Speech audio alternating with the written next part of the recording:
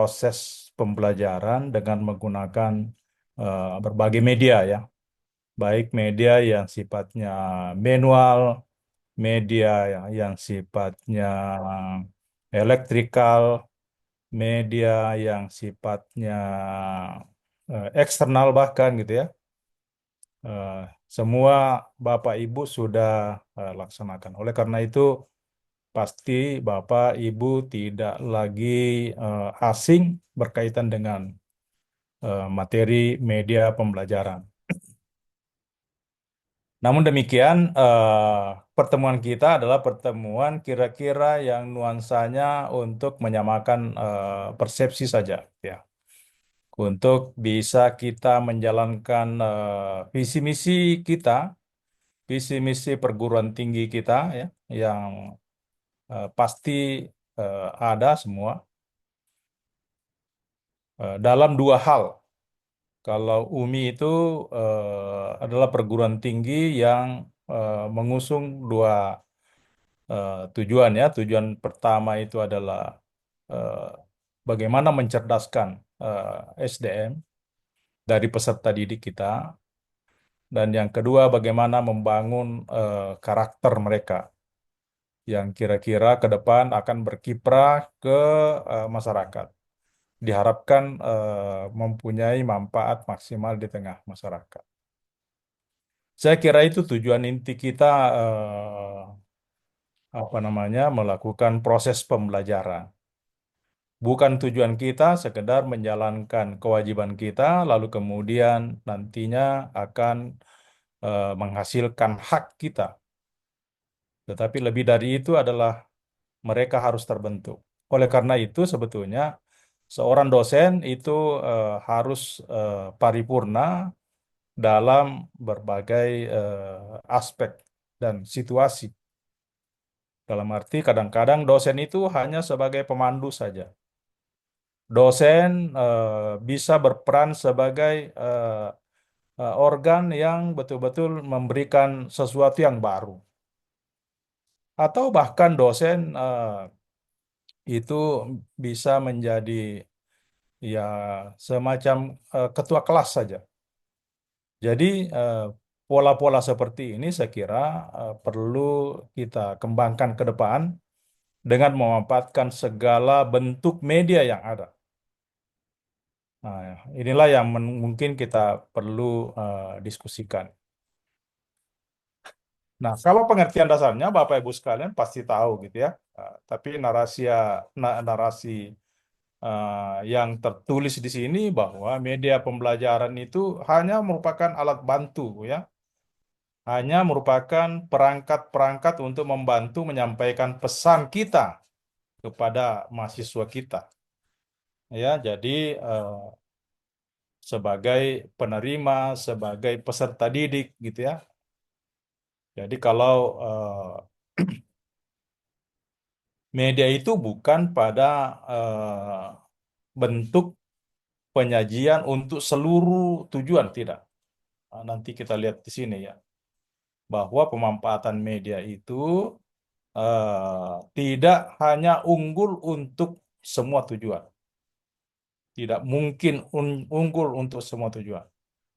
Tapi satu media yang digunakan biasanya cocok untuk tujuan pembelajaran tertentu saja. Ini perlu kita simak baik-baik untuk nanti menentukan, memanfaatkan dan menjalankan bagaimana menggunakan media-media pembelajaran untuk dua tujuan utama tadi, mencerdaskan dan membentuk karakter. Nah, tujuan penggunaan media semata-mata untuk memudahkan mahasiswa. Jadi ini juga harus digarisbawahi untuk memudahkan mahasiswa. Jadi media itu bukan hanya sekedar melancarkan seorang dosen untuk mengemukakan atau melaksanakan tugasnya, gitu. Jadi seperti itu ya. Jadi penggunaan media itu merupakan acuan utama ya dalam menggunakan suatu media. Jadi itu yang kedua. Yang ketiga adalah media tidak hanya alat bantu, tapi bagaimana media sebagai bagian yang tidak terpisahkan dalam suatu proses pembelajaran. Jadi setiap orang melakukan proses, setiap kita melakukan proses pembelajaran, itu dipastikan harus menggunakan media. Tetapi jenis media, bentuk media, cara menggunakan media, nah disitulah peran kita sebagai orang yang dipandang lihai untuk bisa mencerdaskan mereka itu. Nah, pemilihan media harus objektif. Jadi tidak berdasarkan keinginan kita bahwa saya mau menggunakan media A, media B tidak. Jadi media itu perlu ada master plan-nya juga, ya. Perlu juga dirancang secara melembaga, ya. Lalu kemudian digunakan secara detail oleh masing-masing dosen sesuai dengan kemampuan mereka. Nah, nanti itu kemarin ini kan kita kena COVID gitu ya. Itu menggunakan media elektronik itu dengan terpaksa dilakukan. Di antara dosen-dosen yang ada kok dosen-dosen yang milenial tidak ada masalah. Lalu kemudian peserta-peserta yang tidak menggunakan perangkat itu, tidak punya perangkat itu maksud saya, itu juga masalah. Lalu kemudian lebih masalah lagi bagi dosen-dosen yang seharusnya menggunakan laptop misalnya tidak punya. Dia punya laptop tidak tahu menggunakan. Jadi itulah persoalan-persoalan kemarin sehingga betul-betul pemilihan media itu harus betul-betul untuk semua. Nah, saya kira alur pemampatannya ya kita pasti lihat bahwa eh, kita perlu paham karakteristik pembelajaran karena media yang kita gunakan adalah media untuk pembelajaran. Yang kedua adalah kita harus paham tujuan pembelajaran. Lalu kemudian kita harus miliki materi pembelajaran. Jadi miliki, menguasai, dan saya kira kemarin itu sudah Bapak Ibu sekalian sudah mempunyai masing-masing materi. Lalu kemudian setiap materi itu Bapak Ibu sekalian sudah dibekali dan sudah paham benar terkait dengan bagaimana menyusun perancangan materi pembelajaran dalam dalam RPS segala macam gitu ya. Nah, lalu kemudian bagaimana metode pembelajaran yang ditawarkan? Jadi cara penyajiannya. Nah, jadi cara penyajian itu yang baik adalah salah satu bentuk untuk menentukan media apa yang cocok digunakan. Lalu kemudian kondisi pembelajaran, ya situasi dan kondisi pembelajaran itu sendiri. Ini adalah merupakan siklus ya yang perlu juga kita paham bahwa kebijaksanaan di dalam eh, merancang suatu proses pembelajaran ya itu pertama eh, ada perencanaan, lalu kemudian hasil perencanaan itu dikembangkan, lalu kemudian hasil pengembangan itu diimplementasikan, lalu setelah kita melakukan implementasi maka perlu kita melakukan penilaian, penilaian secara menyeluruh ya, penilaian terhadap di hilir dari peserta didik, penilaian juga terhadap cara proses pembelajaran kita. Lalu kalau kita sudah lakukan evaluasi, maka di situ akan ada masalah baru. Dari masalah baru muncul lagi ide kita ya untuk semangat kita untuk melakukan perencanaan. Begitu terus siklusnya. Setelah perencanaan kembangkan, setelah dikembangkan implementasi. Nah, lahirlah sebuah policy, kebijakan ya.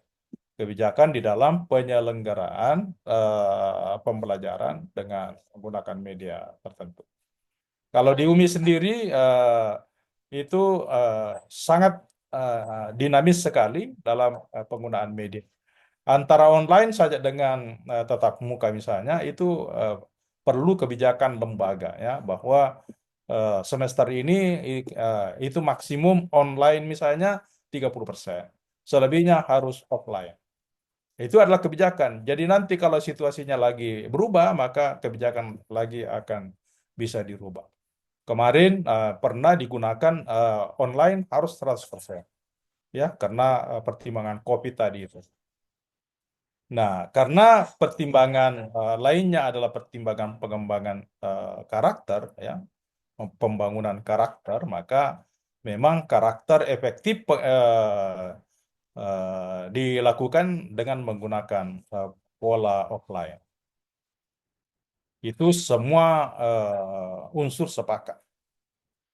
Ya, saya kira ini adalah pandangan saja bahwa belajar dengan hanya membaca itu kira-kira hanya bisa menghasilkan 10%, mendengar 20%, melihat 30%, melihat dan mendengar kira-kira 50%, dan mendiskusikan, mengatakan, membicarakan itu 70%, mengatakan sambil mengerjakan di 90%.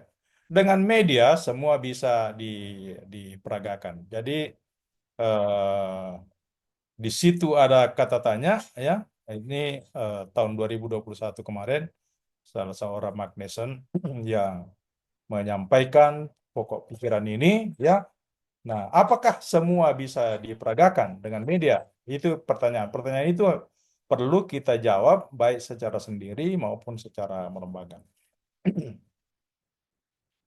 Menilai media pembelajaran. Nah, ini adalah eh, pertimbangan, ya, pertimbangan yang perlu dipertimbangkan, dipikirkan di dalam memilih media pembelajaran, ya. Jadi tentu kriteriumnya ini, ya. Jadi pertama itu adalah media harus sesuai dengan tujuan. Tadi tujuan pembelajaran dan yang ingin dicapai, dan yang kedua adalah harus tepat untuk mendukung isi pembelajaran. Jadi banyak sekali ragam media yang bisa kita lakukan, tetapi pertimbangan utama yang kita harus lakukan, pertimbangkan adalah harus tepat untuk mendukung isi pembelajaran. Media juga harus praktis, luas, dan bisa bertahan lama dipakai. Dulu misalnya ada OHP, ya. OHP sekarang hampir ditinggalkan. Mungkin saja masih ada, ya, yang masih ada yang punya kertasnya, masih ada yang punya OHP-nya. Kasihan juga kalau tidak digunakan karena dinamika proses pembelajaran juga ini termasuk efektif atau cocok juga untuk eh, kalangan masih cocok untuk kalangan sekarang. Media harus dapat digunakan oleh dosen. Nah, ini dia.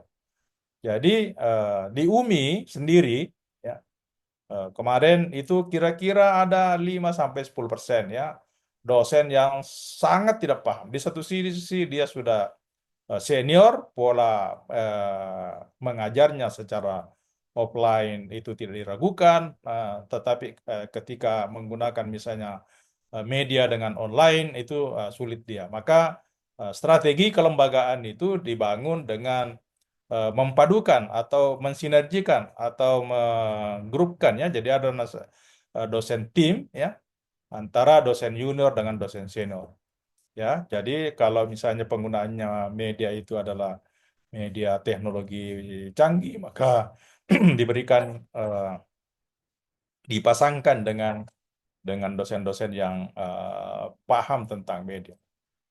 Yang kelima adalah media harus menunjang, ya, dan membantu pemahaman mahasiswa, ya, terhadap materi. Jadi ini saya kira pasti, gitu, ya.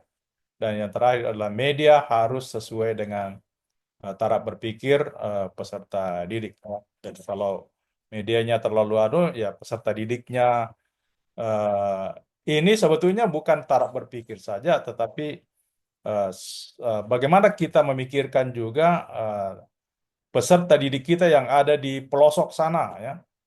Jadi di sana taraf berpikir mereka itu terhadap penggunaan berbagai media itu masih relatif masih langka, ya.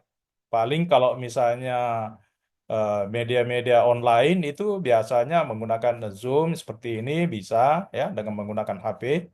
Saya lihat peserta sekarang juga ini ada beberapa yang memanfaatkan HP, ya. Eh,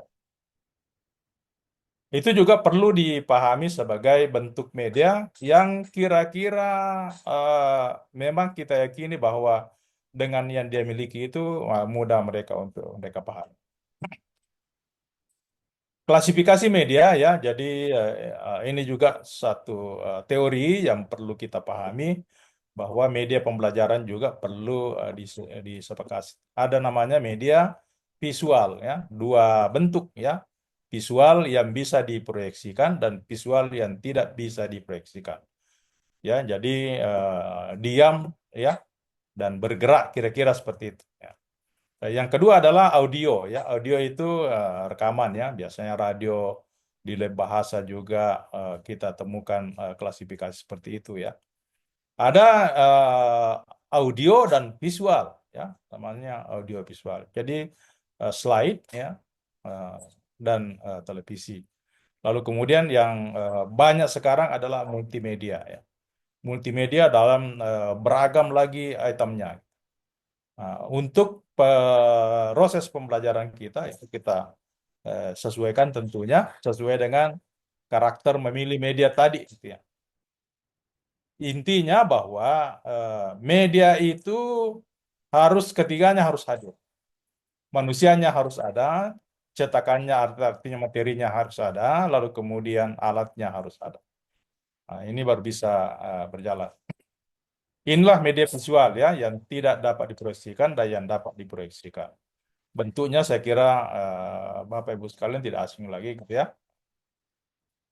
Ini yang tidak bisa diproyeksikan ya. Jadi gambar mati gitu ya. Ada diagram, ada grafik, ada peta dasar, ada karikatur, ada poster dan semua ini Bapak Ibu sekalian pasti kenal, pasti pernah dilihat, bahkan mungkin pasti pernah buat ya. Jadi papan juga begitu. Dulu masih ada namanya blackboard, ada namanya whiteboard, ada namanya papan-papan tempel saja gitu ya. Kita lihat nanti. Nah, ini media visual yang baik ya. Saya kira ini Bapak Ibu sekalian. Pertama realistis, yang kedua cocok untuk situasi berpikir peserta kita. Lalu kemudian bisa dilakukan secara manual, lalu kemudian tidak terlalu kompleks, tidak terlalu susah gitu ya. Ini ilustrasi, ada karikatur ya, eh, semua dinarasikan dalam bentuk pengertian dasar gitu. Jadi kalau ilustrasi itu adalah bagaimana menerangkan atau membuat sesuatu yang menjadi jelas.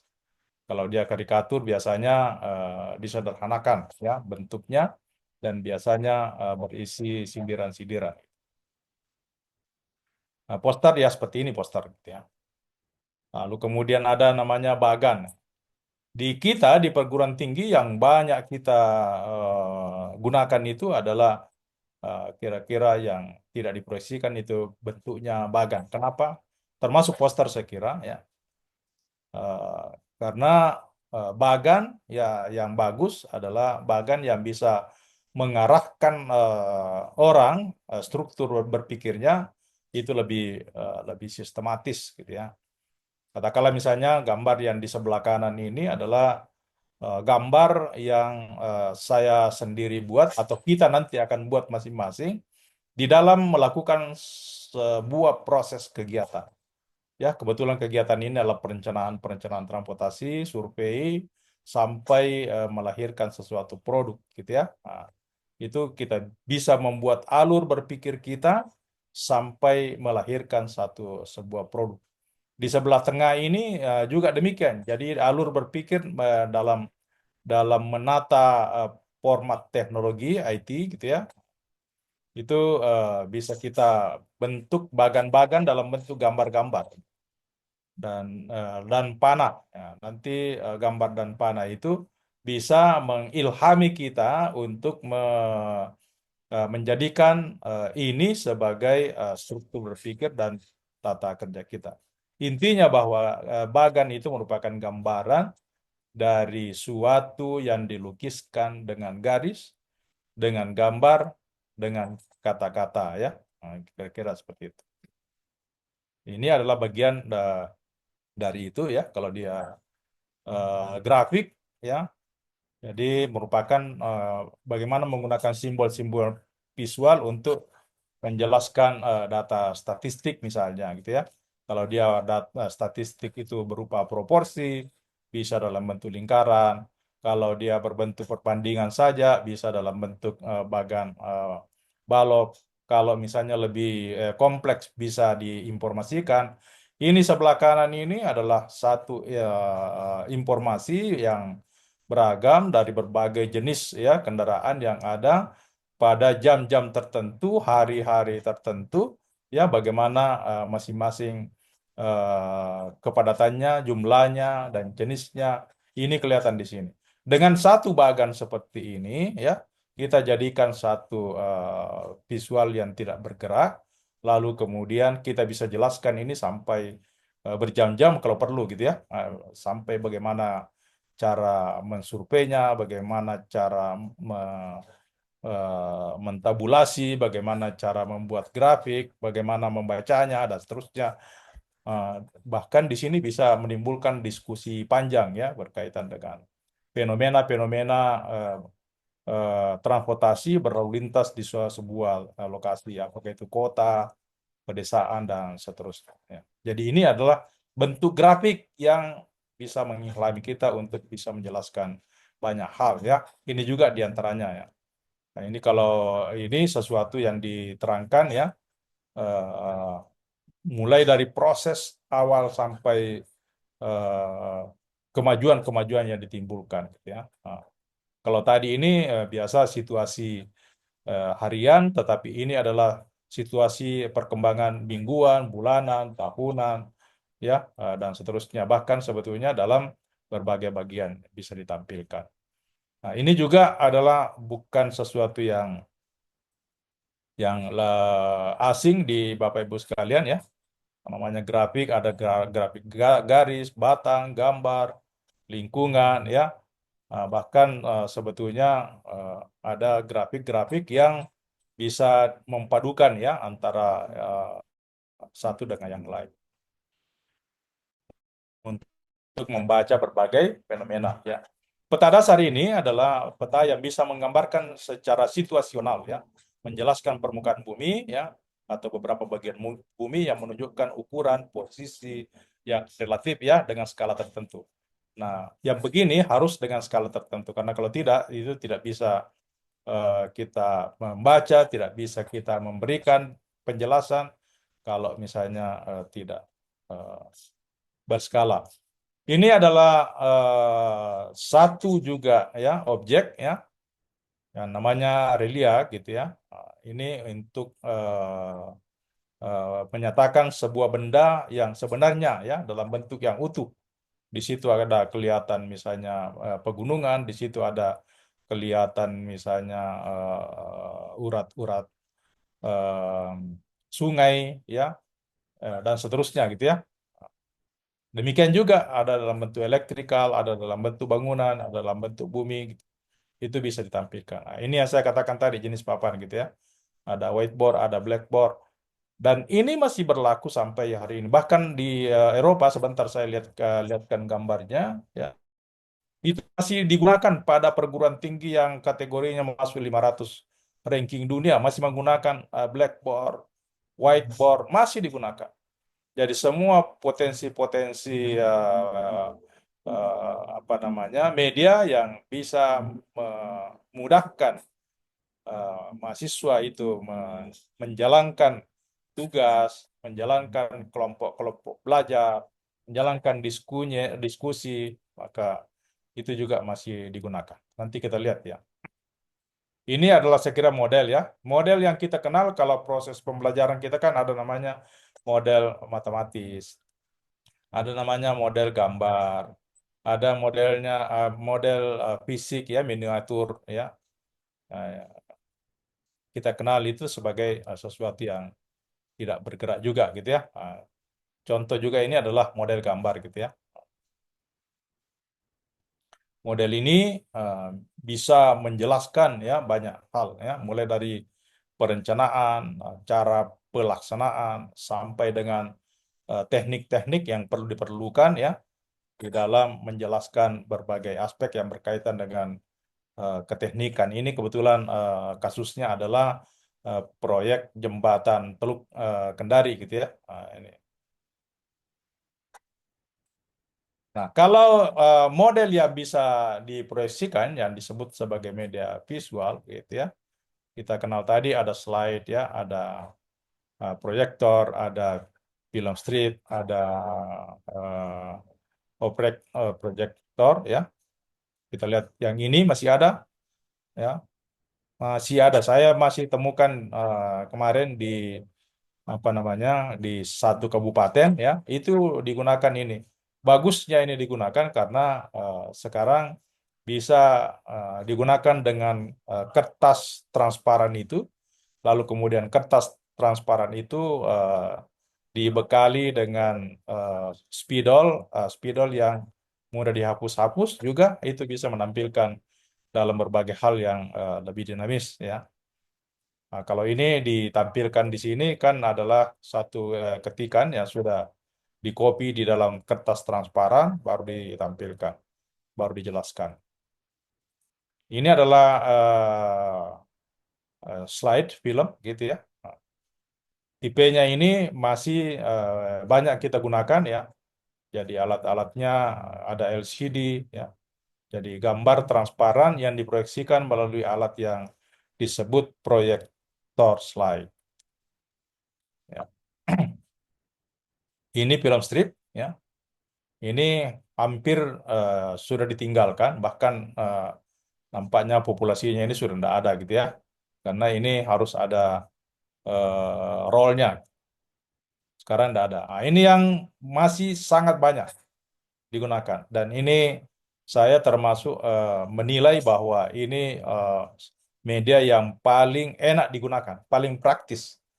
Kalau kita tidak terlalu ingin disibukkan dengan berbagai tetek bengek, jadi misalnya kita punya materi hanya buku yang kita bawa. Eh, Boleh dengan buku itu ya kita bisa proyeksikan ya, diletakkan saja di atasnya di sini dia sudah bisa memberi ya, memberi informasi, memberi gambaran di depan, di dinding kah, di layar kah ya, itu secara asli dan kita bisa menjelaskan secara bebas. Cuma masalahnya sekarang kan tingkat penyerapan mahasiswa kita kalau misalnya kita jelaskan dengan buku itu cepat relatif ya, relatif cepat bosan. Saya kira tergantung juga dari cara kita menyampaikan ya. Kalau kita menyampaikan dengan banyak varian varian ya, termasuk misalnya sesekali kita ajak mereka berdiskusi, sesekali kita hibur mereka, sesekali kita sapa dan seterusnya ya, itu bolehlah. Tapi intinya bahwa ini adalah masih ada, masih bagus dan cukup dengan ini kita sudah bisa menggunakan apa namanya melakukan proses pembelajaran dengan baik ya karena ini bisa ditampilkan di dinding. Ini kalau kita sudah masuk pada wilayah digitalisasi ya. Nah, seperti ini ya biasanya kita lakukan proses pembelajaran langsung ya di lapangan. Kita kenalkan itu misalnya bagaimana meletakkan ya eh, wilayah-wilayah misalnya material, wilayah-wilayah bahan ya, di mana memanfaatkan alat-alat tertentu, alat apa saja yang diperlukan, bagaimana pola monitoring, bagaimana sistem pelaksanaan, di sini bisa dijelaskan. Jadi bahkan dengan begini kita bisa menjelaskan dua tiga kali frekuensi pengajaran, gitu ya, karena di sini sudah mempadukan antara teori dasar yang kita sudah berikan sebelumnya, lalu kemudian masuk lapangan mengenalkan berbagai hal yang itu. Lalu kemudian pola monitoringnya juga bisa direkam dengan alat drone misalnya gitu ya. Jadi dengan drone lalu kemudian kita bawa mereka ke lapangan untuk menyaksikan secara langsung, dia memutar drone-nya kembali, dia sudah bisa paham bahwa ini yang terjadi dan bagaimana cara dan proses pelaksanaan konstruksi yang baik. Ini juga demikian gitu ya. Jadi inovasi teknologi dan digitalisasi konstruksi untuk merekam situasi pekerjaan di lapangan. Kalau tadi ini adalah dasar-dasar pelaksanaannya di sini adalah bagaimana melihat progres demi progres ya yang telah dilaksanakan sesuai dengan perencanaan-perencanaan yang sudah dilakukan ya. Dengan begini itu eh, sudah bisa menggambarkan bagaimana realisasi pekerjaan di lapangan, lalu kemudian dikaitannya dengan potensi energi yang sudah dikeluarkan, energi biaya, energi waktu, dan seterusnya sesuai dengan schedule yang ada. Ini adalah inovasi eh, pemantauan. Ini sudah pasca pelaksanaan. Jadi sesuatu jenis struktur bangunan ya yang tersebar di mana-mana ya di lokasi mana itu bisa dipantau secara digitalisasi ya. Ini juga perlu dikenalkan kepada bukan saja teknik. Jadi ini kita bisa memantau situasi dan kondisi berbagai infrastruktur ya eh, adalah pemanfaatannya ya dengan memulai dari historical. Jadi masing-masing infrastruktur ini kan punya data ya punya data. Kalau di Australia itu misalnya eh, ada memang grup katakanlah jalannya jaringan jalan di jalan itu dibangun oleh eh, kontraktor A, direncanakan oleh konsultan B, diawasi oleh konsultan C, dan seterusnya gitu ya. Lalu kemudian ini adalah pekerjaan PU atau ke dinas pendidikan atau ke siapa. Lalu kemudian itu segmennya sudah jelas. Pekerjaan di sana itu sudah di segmen bahwa ini dikerjakan oleh ini, lalu kemudian database-nya jelas, masuk dalam sistem informasi. Kalau terjadi kerusakan, apakah itu secara tiba-tiba, berlubang, retak, atau apa, itu langsung direkam oleh masyarakat saja, langsung dimasukkan, dilaporkan dalam sistem. Sistem itu langsung memberikan coding, ya, memberikan alarm kepada seluruh masyarakat. Dan kalau traktornya itu melihat, maka segera dia perbaiki. Lalu setelah dia perbaiki, dia kembali menjawab dari apa yang dikoreksi oleh orang yang menyaksikan. Karena kalau tidak, itu berpotensi untuk di blacklist ya pada pelaksanaan-pelaksanaan sebelumnya. Apalagi kalau misalnya masih masa pemeliharaan. Jadi di sana masa pemeliharaan ada juga masa manajemen operasi. Jadi manajemen operasi itu ada biayanya. Katakanlah misalnya manajemen operasi itu dibiayai dalam 10 tahun harus dipertanggungjawabkan oleh kontraktor yang bersangkutan. Maka disitulah bisa dimonitor dengan cara yang tadi. Nah, sekarang media audio. Jadi ada rekaman, ini mengandalkan suara ya. Nah, jenis media yang digunakan dalam proses pembelajaran dengan melibatkan indera pendengaran. Ya, saya kira ya ini adalah media rekaman ya. Tidak asing bagi Bapak, ini masih rekaman juga ya dengan menggunakan kaset. Ini kaset relatif jarang juga ya. Kalau toh ada itu kadang-kadang sudah banyak berjamur, sudah banyak rusak ya. Walaupun sampai hari ini saya masih punya yang di tengah itu ya. Itu masih ada juga, masih bisa karena selalu sesekali diputar supaya tidak berjamur gitu. Nah, yang di tengah juga saya masih punya gitu. Kalau misalnya saya melakukan survei, kita bisa merekam situasi di mana kita berada di terakhir, lalu kemudian kita bisa eh, kalau kita pulang kita bisa buka ya rekaman itu bahwa pada saat ini terjadi apa, lalu kemudian apa yang dilakukan, apa hasilnya dan seterusnya. Ini semua adalah media gitu ya. Ini laboratorium bahasa saya kira ini juga Bapak Ibu sekalian sudah selenggarakan ya.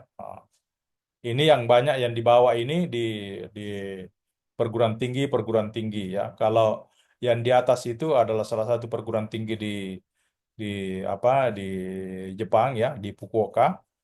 Itu eh, sudah menggunakan komputer tapi dia terbuka. Walaupun sebetulnya di situ pendengarannya yang diutamakan sekaligus menampilkan gambar.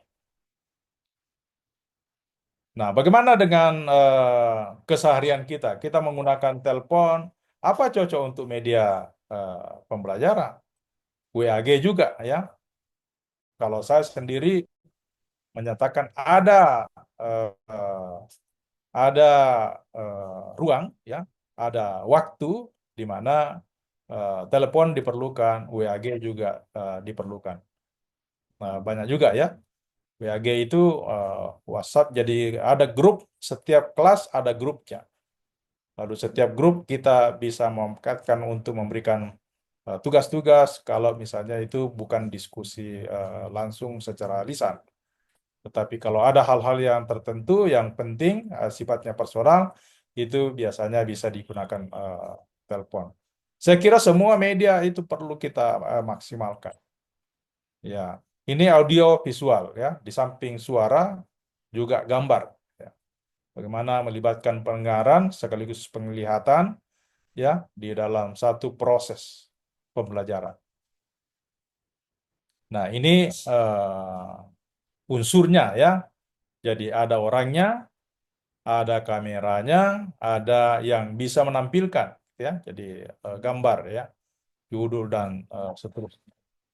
Jadi ini unsur-unsurnya. Jadi kalau salah satu unsur yang tidak ada itu akan komputer tidak mungkin jalan sendiri, kamera tidak mungkin bergerak sendiri kalau tidak ada yang menggerakkan. Nah, saya kira secara visual media itu akan bermanfaat. Yang pertama adalah daya tarik ya. Jadi mahasiswa bisa termotivasi, bisa punya daya tarik kalau kita menggunakan media-media yang cocok, yang sesuai ya.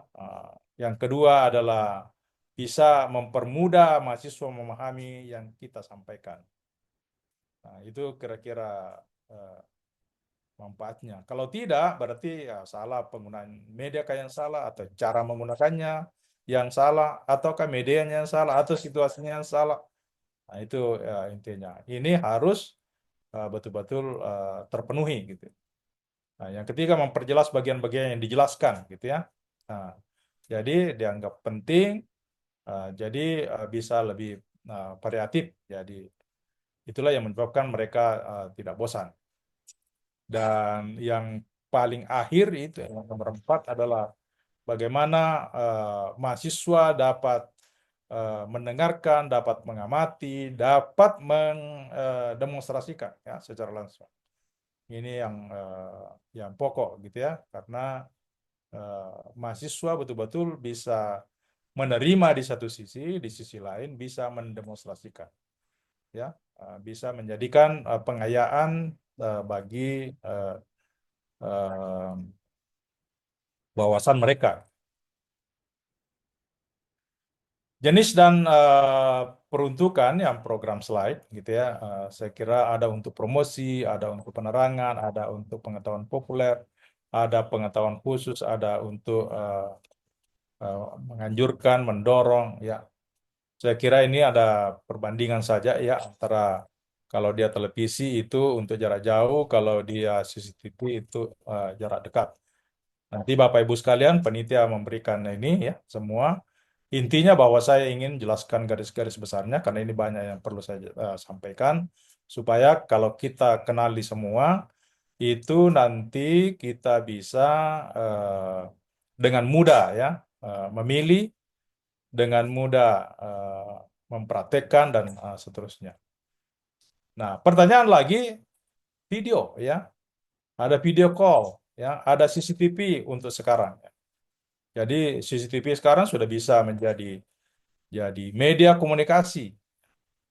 Jadi di kelas kita pasang CCTV, lalu kemudian kita bisa pantau kalau misalnya kita memberikan tugas mandiri kepada mahasiswa, lalu kemudian dari jauh kita bisa pantau, dan dari jauh kita bisa memberikan instruksi, dan seterusnya. Walaupun ini dipandang tidak terlalu efektif untuk komunikasi dua arah gitu ya. Nah, video call juga untuk orang-orang terbatas ya, 4-5 orang itu eh, kalau misalnya formatnya kelas room gitu ya. Tapi kalau sudah terlalu banyak juga itu juga tidak. Nah, saya kira apa yang kita lakukan sekarang ini dengan bentuk eh, apa namanya Zoom, itu bisa. Kalau video ini adalah satu media sebetulnya mandiri yang diawali dengan merekam sebelumnya, lalu kemudian diputar kapan dan di mana saja mereka ingin perlukan gitu ya. Nah, multimedia ya, jadi eh, perlu kita kenal. Ini yang paling banyak dilaksanakan sekarang ya.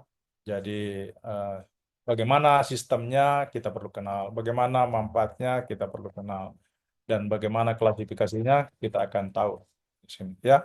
Pengertiannya saya kira secara mendasar ya banyak memberikan pengertian. Kita juga bisa memberi pengertian ilustrasi berdasarkan apa yang mudah kita pahami ya.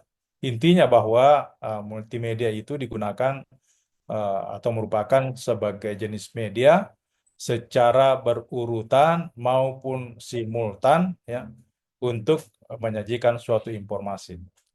Jadi multimedia tidak harus menggunakan alat-alat canggih ya, tetapi bagaimana penyajian informasi itu lengkap. Nah, kalau kita lihat sistemnya, jadi ada komputernya, ada teksnya, ada grafiknya, ada videonya, ada suaranya, ada gambarnya. Jadi eh, Jadi di komputer ini sudah bisa menyajikan yang lima ya. Jadi menyajikan teksnya, menyajikan grafiknya, menyajikan videonya, suaranya, gambarnya ya. Tapi intinya itu harus semua dari kita, gitu ya. Bagaimana melibatkan jenis media untuk merangsang semua indera kita ya dalam suatu kegiatan pembelajaran. Itu tujuan dari sistem ini. Klasifikasinya tadi ya. Biasanya yang banyak dilakukan itu adalah multimedia yang bisa digunakan secara interaktif gitu ya. Eh, Kalau expert system ini biasanya digunakan untuk lebih lebih anu lagi, lebih dalam lagi, lebih expert lagi, lebih ahli lagi gitu ya. Tapi kalau interaksi antara mahasiswa dengan mahasiswa, mahasiswa dengan dosen, multimedia interaktif itu lebih mudah untuk kita berikan, lebih umum. Ini adalah sebuah tampilan multimedia IT ya. Jadi untuk sistem manajemen lalu lintas pada persimpangan. Jadi ini sebuah video yang bisa dilihat dalam dashboard ya tentang situasi sebuah persimpangan. Bahwa persimpangan ini dilalui oleh sekian kendaraan. Jenis kendaraannya apa saja. Lalu kemudian siapa saja yang taat, siapa saja yang melanggar. Di sini kelihatan dengan eh, dengan media ini. Oh sorry.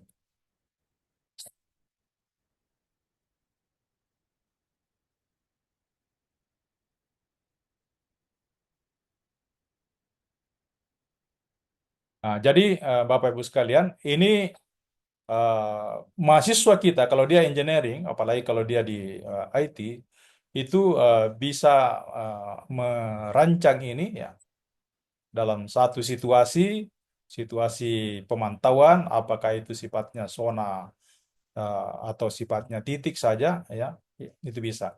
Jadi katakanlah misalnya di kita ini ada namanya kawasan mall gitu ya, mall dan sekitarnya itu bisa dipantau situasi apa saja yang kita inginkan, situasi traffic ya yang ada di situ dengan dirancang sendiri.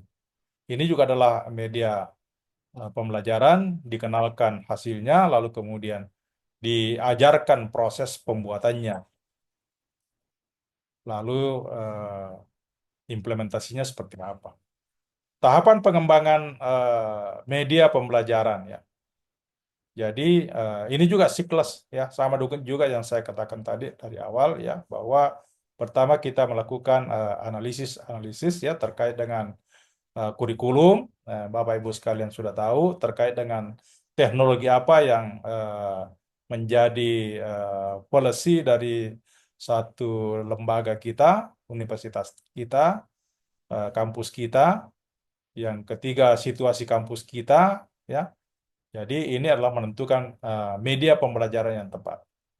Nah, seperti tadi itu bahwa di kita ini itu adalah ranah WR1, ya, menyampaikan bagaimana media pembelajaran yang tepat untuk situasi saat ini. Nah, itu kira-kira itu secara dinamis itu disampaikan kepada masing-masing unit, masing-masing prodi, masing-masing fakultas. Ya, jadi itu merupakan kebijaksanaan. Tetapi kebijaksanaan itu biasanya lahir melalui kesepakatan sebelumnya. Kesepakatan didahului dengan apa kajian, ya, eh, oleh berbagai pihak. Yang kedua, tahap desain. Ya, di sini kita merencanakan bagaimana mendesain bahan ajar. Kalau di ITB ini memang ada satu direktori, ya, namanya eh, Direktorat Informasi dan Teknologi, ya. Jadi eh, proses pembelajaran didesain oleh direktorat itu, ya. Jadi tinggal mereka mengumpulkan bahan ajar, lalu kemudian menyusun materi, lalu kemudian membuat background, gambar-gambar yang diperlukan, suara-suara yang diperlukan dalam setiap tampilan. Itu namanya desain, ya. Ada namanya tahap pengembangan, tahap implementasi, sama juga tadi, ya. Pengembangan, implementasi, dan evaluasi. Jadi setiap dilakukan evaluasi setelah implementasi agar produk media pembelajaran berikutnya, ya, lebih bermanfaat. Itu selalu ada evaluasinya terakhir. Nanti setelah itu dilakukan lagi analisis baru, ya, dilakukan desain kembali. Tentu desain yang dilakukan adalah desain yang berkaitan pengembangan. Kalau awalnya desain yang berkaitan dengan pembangunan. Nah, sekarang kita berada di sini, ya, antara offline dan online, ya. Kalau dia online, ya, biasa dilakukan dengan cara blended atau hybrid, ya. Kalau blended seperti apa kita di kalau hybrid seperti apa gitu, ya. Hybrid itu kan ya pada pada waktu yang berbeda, ya, kita lakukan satu sistem yang sama. Nah, kita lihat, ya, blended ataupun hybrid perlu skenario, ya. Skenario ini dilakukan oleh WR1 paling tidak, gitu, ya. Bagaimana online learning versus offline, ya, konvensional. Nah, di UMI sendiri, ya, jadi kan kita kenal daring, ya, daring yang kita laksanakan sekarang, ya, versus learning, ya, sama juga sebetulnya, ya. Tapi di sini ditekankan, ya, bahwa learning itu mempunyai ruang lingkup yang lebih luas, ya, dari daring karena menggunakan media elektriknya mencakup komputer, internet, HP, intranet, ya, video conference, radio, TV, dan lain-lain, gitu, ya. Jadi caranya ini adalah hybrid, ya. Kalau mobil hybrid itu kan itu bisa menggunakan bensin, BBM maksudnya, bisa juga menggunakan listrik, ya. Jadi kalau dia menggunakan listrik, itu bensinnya tidak berfungsi, ya, BBM-nya tidak berfungsi. Kalau BBM-nya berfungsi, maka listriknya yang istirahat. Nah, itu kira-kira hybrid, gitu, ya. Nah, kalau dia blended, ya, jadi bagaimana dilakukan dalam waktu yang bersamaan. Jadi dua-duanya berfungsi. Jadi ada dilakukan di kelas, lalu di kelas itu ada media yang digunakan bisa dimonitoring, diikuti oleh peserta lain di luar kelas itu. Ya, jadi seperti itu. Nah, saya kira tujuan ini dari dikti sebetulnya ini, ya. Jadi ide dasar itu bagaimana akses bagi peserta didik ya terhadap pendidikan yang bermutu. Jadi online ini diperuntukkan itu ya melalui penerapan teknologi pembelajaran daring ya, mau baik blended maupun hybrid ya sebagai sarana memperoleh ataupun proses alih kredit. Nah, tujuannya ya empat ya. Pertama, akses pendidikan bermutu. Yang kedua adalah layanan pendidikan tinggi yang tidak kaku, ya, terjangkau. Lalu kemudian ketiga adalah bagaimana partisipasi mereka itu ditingkatkan. Lalu yang keempat yang lebih penting adalah mutu tidak turun. Nah, kira-kira begitu ya. Paling tidak dipertahankan kalau tidak bisa ditingkatkan. Tapi memang berbagai riset yang dilakukan, kalau dilakukan sepenuhnya e-learning, nah, itu sebetulnya mutu eh, tidak bisa eh, dijamin gitu ya. Tapi kalau eh, statement ini juga dibenarkan, bagaimana dengan universitas terbuka yang selama ini merajai format apa format pembelajaran jarak jauh ya. Nah, itu juga satu pertanyaan yang sulit untuk dijawab ya. Dan bisa diperkirakan kalau misalnya berdasarkan riset seperti itu, mungkin ada lagi riset ke depan betul-betul di riset di eh, perguruan tinggi universitas terbuka. Jadi kalau ini perguruan tinggi umum ya. Nah, saya kira hakikat dari proses ini adalah bagaimana tingkah laku, bagaimana kecerdasan itu bisa dilakukan ya dengan memanfaatkan learning ya, tanpa meninggalkan tingkah laku ya eh, mahasiswa itu menurun. Nah, saya kira tujuan pembelajaran ya kita semua paham ya, kita semua harus mengetahui definisi daripada learning itu sendiri. Kalau tidak, maka cara online learning itu sulit itu kita terapkan. Kalau kita ketahui, kita identifikasi, kita paham kelemahan dan kekurangannya learning. Ya, pernah karena pasti ada kekurangannya. Ya, salah satu kekurangannya itu adalah tidak seluruh dosen ya paham terhadap pemanfaatan learning. Yang celakanya kalau di perguruan tinggi kita itu hanya misalnya ada setengah dari dosen tidak paham terhadap implementasi learning. Itu agak susah ya. Nah, bagaimana menerapkan teknologi ini gitu. Nah, itu juga kita harus eh, paham sebagai salah satu tujuan instruksional. Lalu kemudian bagaimana memahami berbagai strategi ya di dalam menjalankan learning.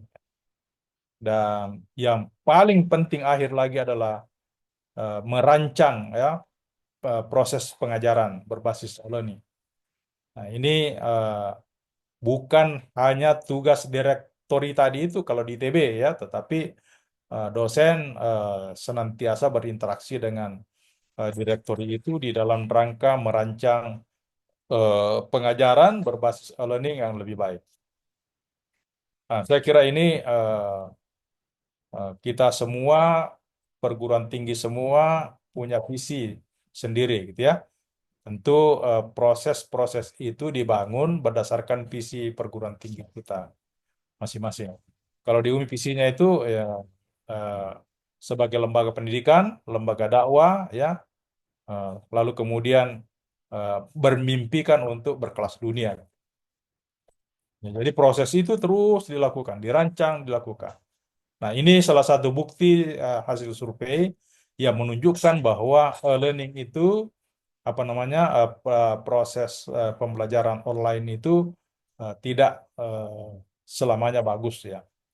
Jadi dia bagus, tetapi untuk mencerdaskan, tapi untuk membangun karakter itu saya kira sulit ya.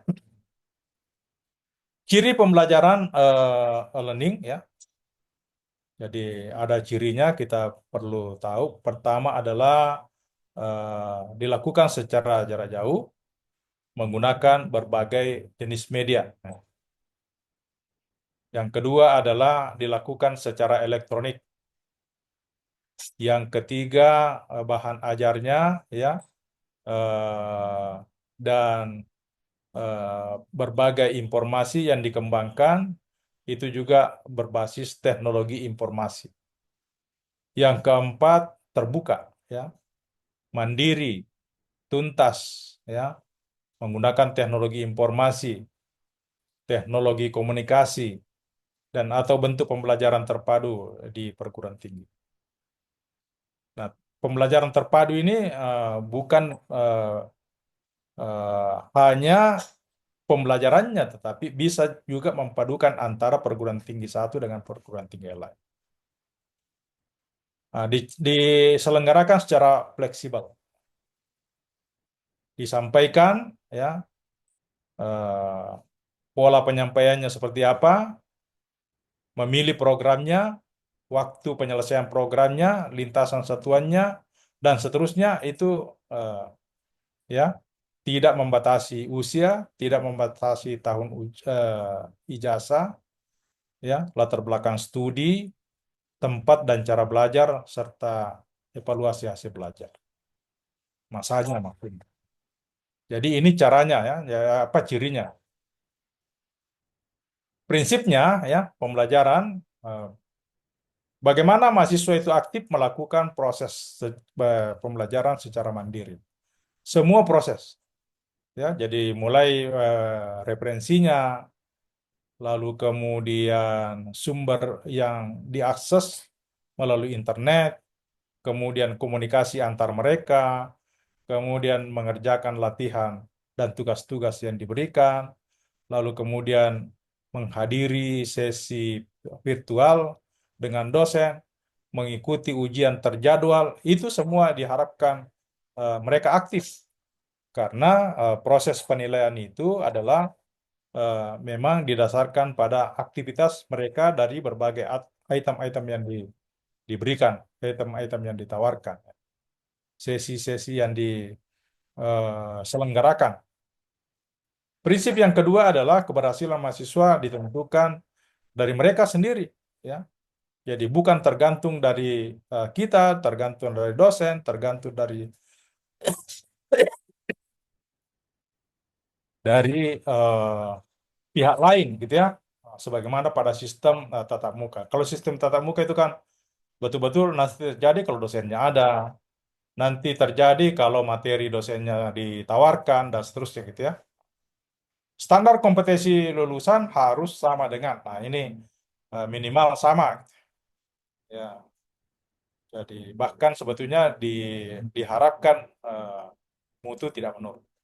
Lalu kemudian instrumen indikator nilai, ya, saya kira sama dengan yang pertama tadi ini ya. Jadi semua proses yang diikuti oleh mahasiswa itu merupakan instrumen nilai. Lalu kemudian kinerja mereka atau peserta didik atau mahasiswa kita merupakan penilaian akhir. Ya, eh, jadi bobot total ya, dari evaluasi yang eh, diberikan.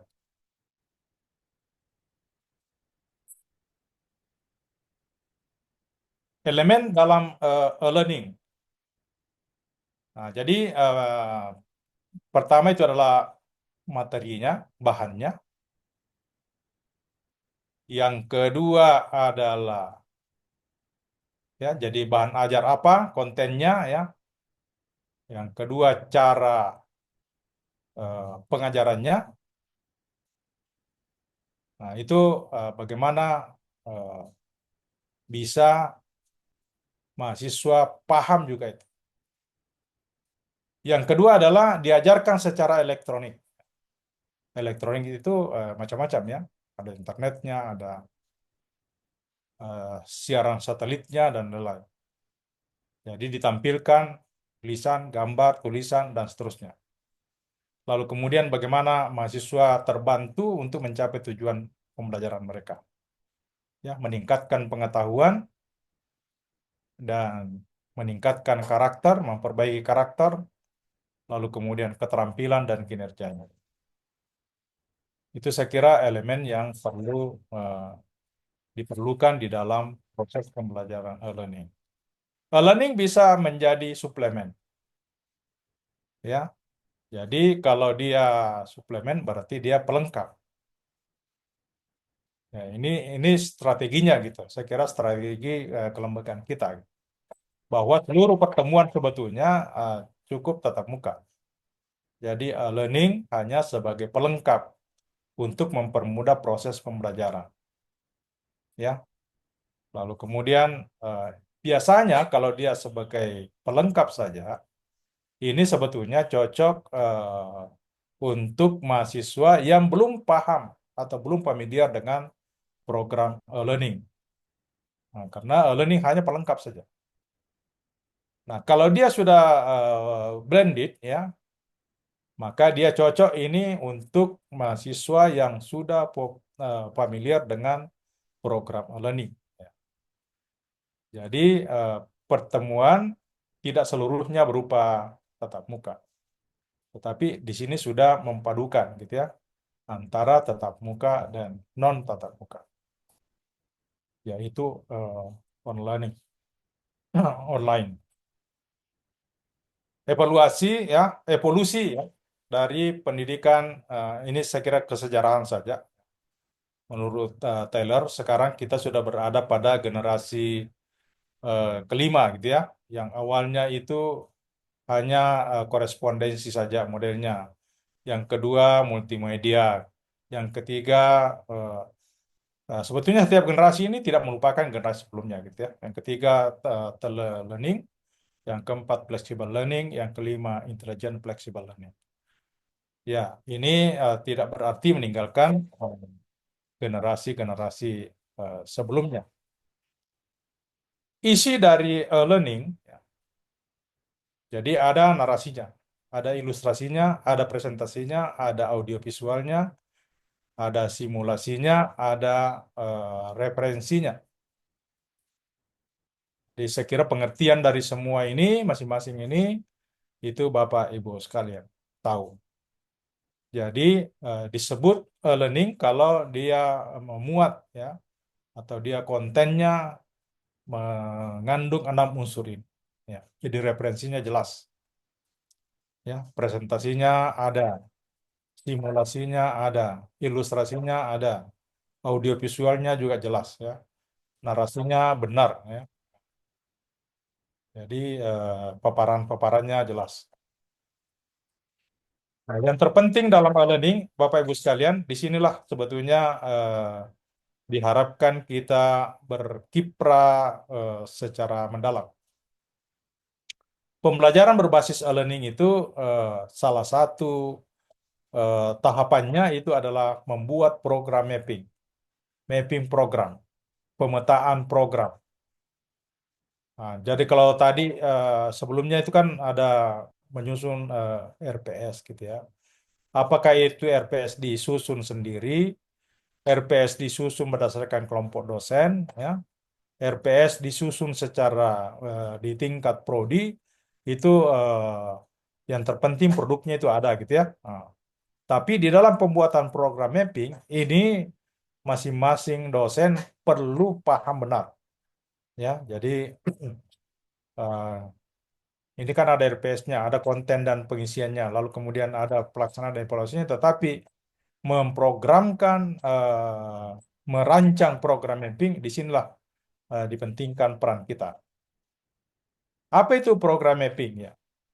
Jadi pertama itu adalah perencanaan mata kuliah yang berisi semua aktivitas di dalamnya, ya, pada setiap pertemuan, ya, baik di dalam kelas maupun berbasis tidak di dalam kelas atau web misalnya gitu. Itu program mapping. Jadi mata kuliah memang sudah direncanakan ya di dalam melaksanakan seluruh aktivitas pembelajaran. Yang kedua adalah bagaimana program mapping itu menjadi rencana detail, ya, yang akan dijadikan sebagai pedoman. Jadi menjadi patokan di dalam membuat isi, termasuk patokan di dalam proses penyelenggaraan. Program mapping menjadi kunci di dalam melaksanakan e-learning. Nah, jadi ini tidak bisa diabaikan gitu ya, sehingga isi program mapping harus selaras dengan konten e-learning. Apa isi dari atau komponen dari perencanaan program mapping?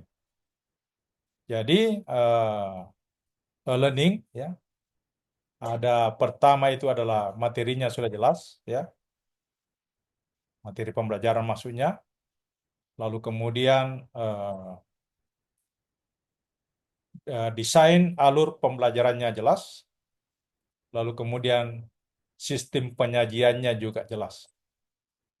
Jadi kalau ketiganya ini sudah terpadu dalam anu ya, jadi eh, tidak cukup dengan materi, tidak cukup dengan sistem penyajian, ya, dan tidak cukup dengan jalur penyajian, jalur pembelajaran. Tetapi ketiganya harus berperan sebagai peran yang kolaborasi dalam bentuk segitiga. Nah, ini saya kira Bapak Ibu sekalian sudah tahu gitu ya. Program mapping kapan dilakukan face to face, kapan dilakukan online, kapan dilakukan video conference, itu adalah isi ya, sistem penyampaian di dalam e-learning yang dibangun melalui program mapping. Jadi video conference juga itu di mapping di program. Ya, apakah nanti itu kelas to kelas, ya artinya dari orang banyak ke orang banyak. Jadi misalnya kita di kampus A, lalu kemudian yang lain di kampus B membahas satu materi yang sama, lalu kemudian dipadukan dalam satu sistem yang namanya video conference. Nah, jadi bisa juga antara satu orang ke kelas, bisa juga biasanya dari kelas ke satu orang kan tidak gitu ya, karena itu dipandang tidak efektif. Nah, jadi ada basis online, ada basis tatap muka. Nah, ini yang saya katakan di awal tadi bahwa eh, di dari salah satu universitas ya, namanya Universitas Utrecht ya, di Amsterdam di Eropa. Di dalam kelas utamanya ya, itu menggunakan papan, rupanya bahkan di keliling kelas. Ya, jumlah papan tulis dengan eh, papan putih dan papan hitam itu dilengkapi di situ, ada di situ. Kita lihat saja di sana misalnya di atas ini, ya, ada seorang lecture dan seorang menyampaikan pesan, ya itu disampaikan dalam bentuk transparan di televisi ya, di papan layar elektronik. Lalu kemudian di belakangnya itu ada whiteboard tersusun dengan blackboard. Jadi kadang-kadang kalau diperlukan blackboard, ini blackboard dia angkat naik, whiteboard yang turun. Jadi dia menggunakan rolling ini gitu ya. Nah, jadi luar biasa. Jadi memang sepertinya eh, media juga itu dia mau gunakan secara beragam untuk mengenalkan berbagai hal yang cocok dengan media yang ada. Saya bertanya, kenapa ada 7 papan di sini? Dibilang salah satu tujuannya, misalnya kalau ada pekerjaan kelompok, ya, kelompok A dikasih tugas A, soal A, di kelompok B dikasih soal B, kelompok C pada masing-masing menggunakan papan, ya. Di kelas itu kadang-kadang kalau misalnya jumlah orangnya ada 21 orang, ada 7 papan di sini, jadi setiap grup itu ada 3 orang. lalu kemudian dia merancang tugas yang diberikan, lalu kemudian masing-masing kelompok itu ditinjau dan dievaluasi ya secara berkeliling oleh dosen eh, dosennya, lalu kemudian eh, diberi tanggapan ya, baik secara berkelompok maupun secara nanti dilakukan lagi eh, setelah kelompok itu dilakukan secara eh, serentak gitu ya, paripurna gitu ya. Nah, kira-kira seperti itu digunakan ya. Bahkan ada media eksternal ya, ada bentuknya satu. Yang pertama di kantin itu ya ada semacam format sarang sarang burung gitu ya. Itu ada yang kursinya satu tunggal, ada yang kursinya dua, ada yang kursinya empat. Intinya bahwa ada baruga-baruga tersendiri di dalam di kawasan kantin itu bisa digunakan oleh mahasiswa ya. Jadi ini tinggal ada pengaturannya tersendiri. Jadi dia bisa bawa laptopnya ke situ, lalu kemudian dia bisa menyusun skripsi di situ, dia bisa berdiskusi terbatas di situ sambil memesan minum dan makan. Ini luar biasa fasilitas dan media yang diberikan kepadanya. Ya, ada juga media eksternal lagi ya. Jadi ada alatnya di luar untuk mengenalkan alat itu, jenis alat, cara mengoperasikannya, kegunaannya, dan seterusnya itu di lapangan disiapkan. Itu di kawasan kampus itu sendiri. Jadi eh, sangat luar biasa. Saya kira metode pembelajaran ini adalah merupakan pesan saja ya bahwa standar pendidikan tinggi itu Kemendikbud 2020 itu memang memuat ya bahwa metode pembelajaran daring itu harus interaktif, holistik, integratif, saintik, lalu kemudian kontekstual, tematik dan seterusnya.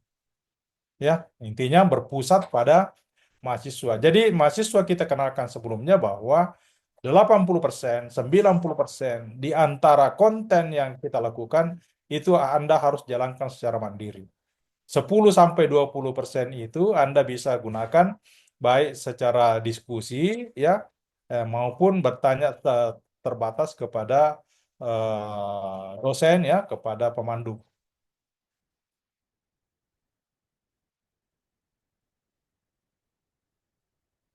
Nah, saya kira ini juga ada hanya teori bahwa ada teori eh, berkaitan dengan jenis-jenis metode ya. Jadi ada metode secara langsung, ada yang metode eh, sinkronus dan asinkronus ya. Jadi biasanya asinkronus itu adalah mahasiswa bisa berpartisipasi aktif pada waktu yang mereka tentukan. Jadi mereka tentukan sendiri ya bahwa pengajar tidak dapat menanggapi secara langsung dari pertanyaan yang ada. Biasanya ini berlangsung secara fully daring.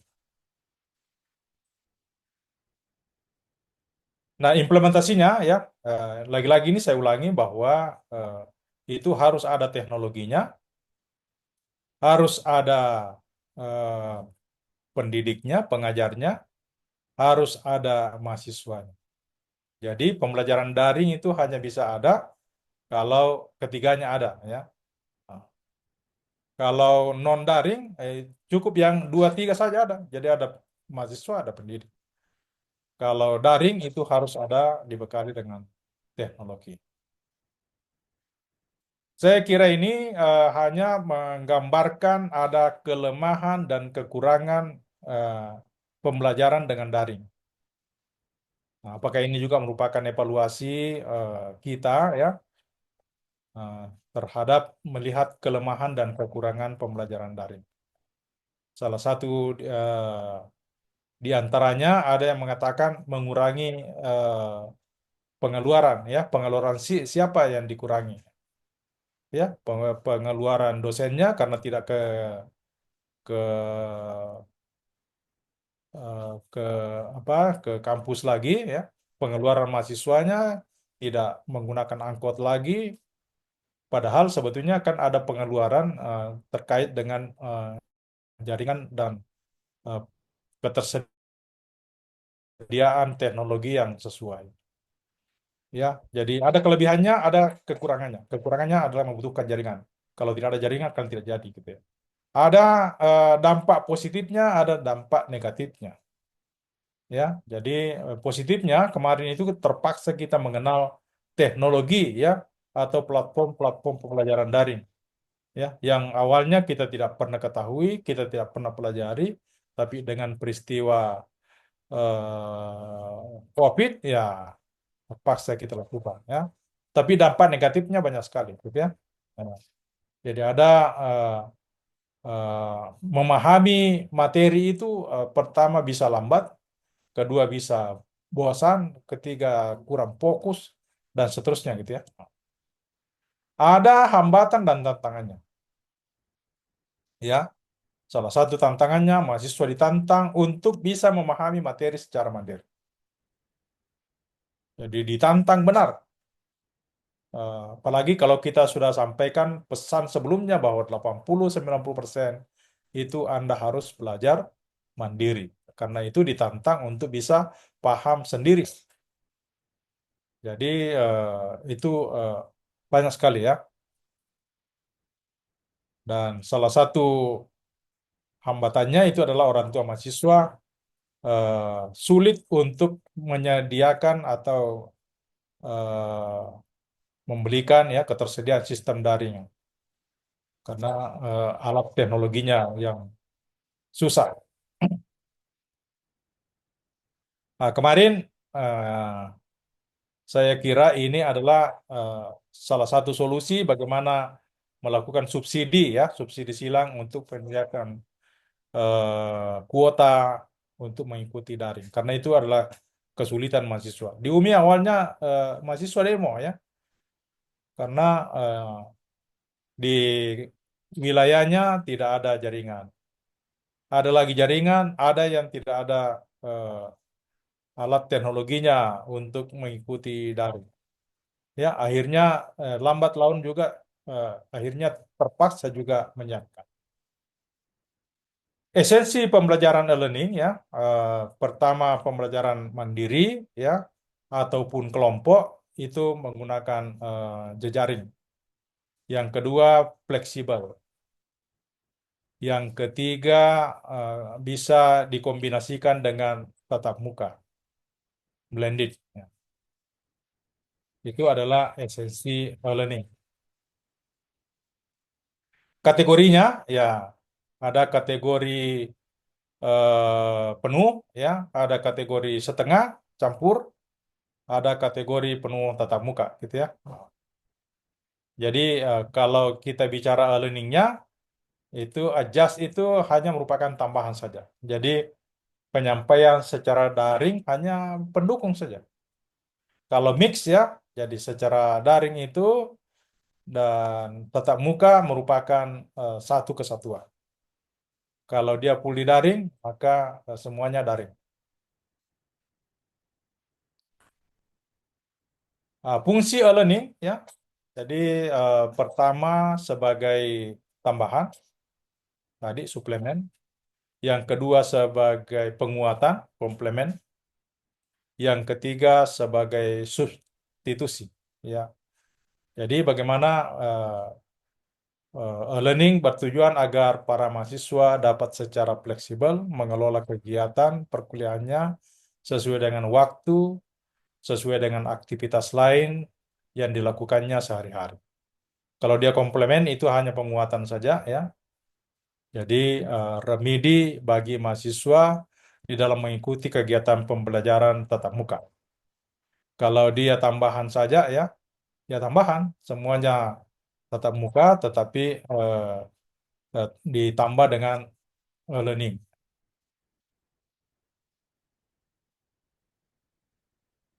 Inovasi eh, dosen di kelas, Bapak Ibu sekalian, ya inilah pentingnya kita memahami bagaimana melakukan perbaikan secara berkelanjutan, ya,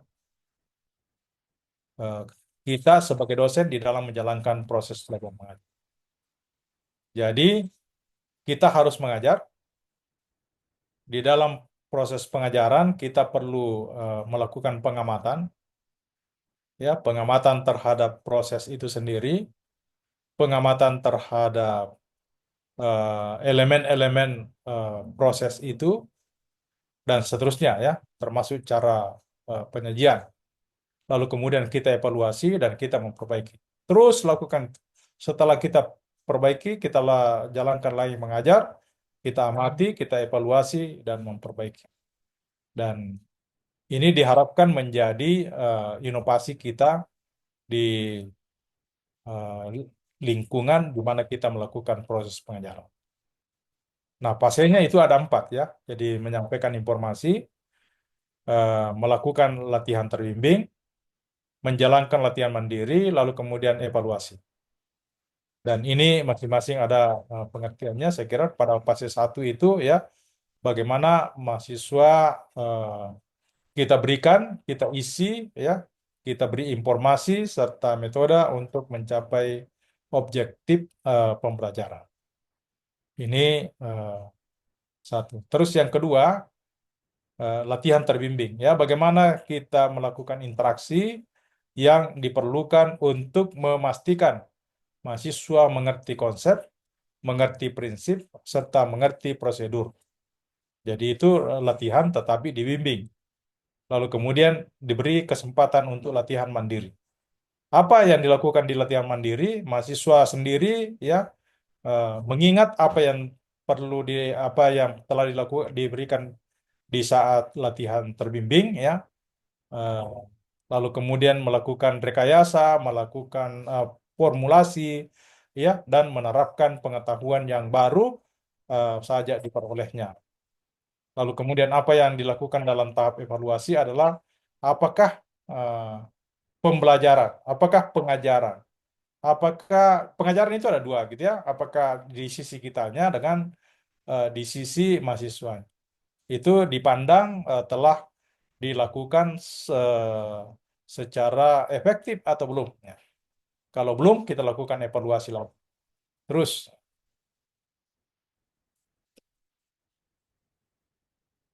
nah, rencana pembelajaran Bapak Ibu sekalian, ya. Jadi ini harus menjadi perhatian kita. Mahasiswa harus mampu memenuhi capaian pembelajaran.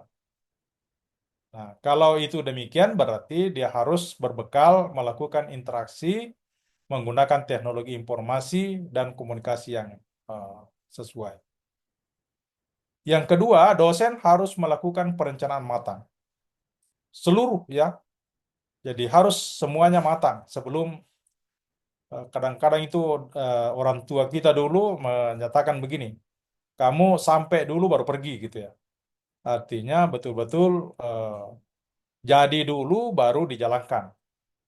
Jadi kita susun rencana pembelajaran, kita rumuskan capaian pembelajaran, ya.